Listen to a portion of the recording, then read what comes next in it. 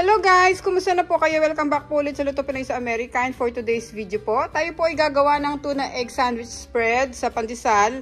Napakasarap po yung palaman nito, lalo na po balik na po yung mga bata sa school at pwede po nila itong ibaon sa kanilang pag-aaral at pwede rin pong imerienda sa bahay.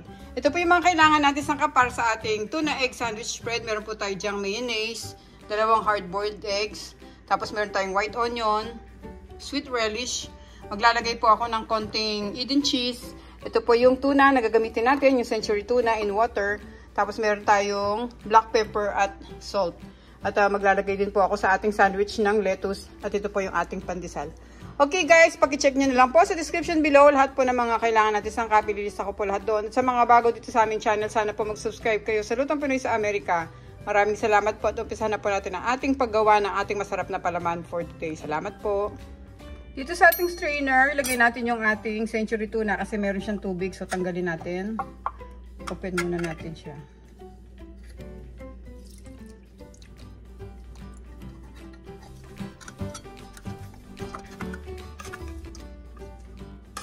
Pwede rin kayong gumamit ng isa, yung may oil.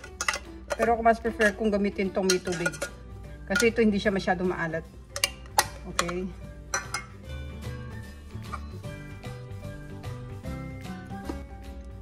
Set aside muna natin to. Kunin natin yung bowl. Ito natin i-mix. Lagay ko muna yung itlog.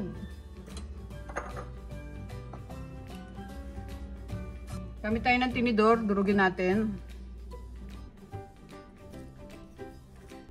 Pero huwag natin siya masyadong pinong-pino. Masarap yung may mga nangunguya pa tayong konting itlog. Yan, mga ganyan lang.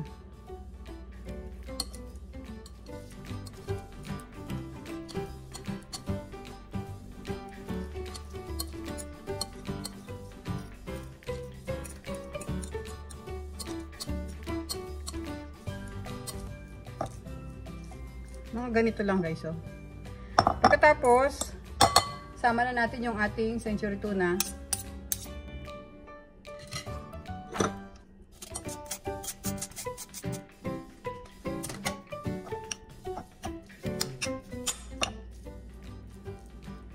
Lagay natin yung white onion.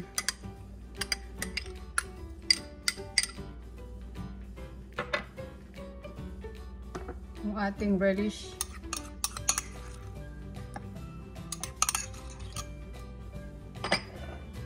Cheese.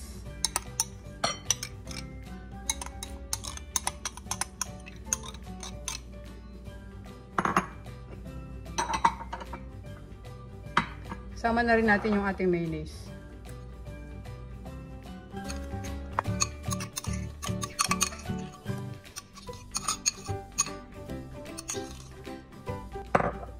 Drizzle muna natin ng konting salt. Yan, konti lang. At yung ating black ground pepper. Kung gusto niyo maglagay ng hot sauce, pwede rin naman. Kaya lang hindi ako naglalagay kasi yung bata ayaw niya ng maanghang. Ngayon mix natin to.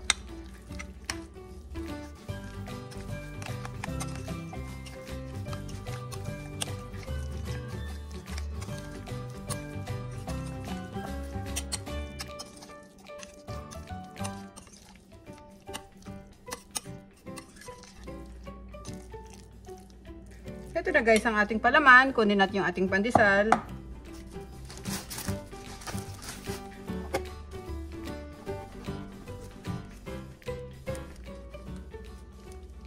Ayan.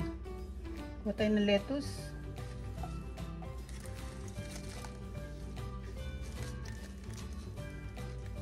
Lagyan natin ang palaman.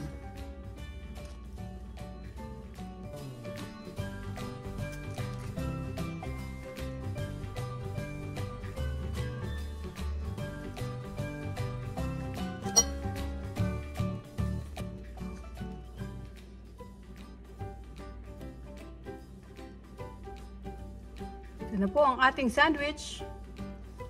Tuna egg sandwich.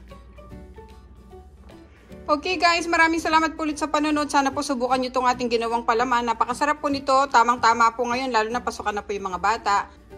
Thank you so much guys for watching. Ingat po tayong lahat. God bless po. Ito na po ang ating tuna egg sandwich spread. Salamat po.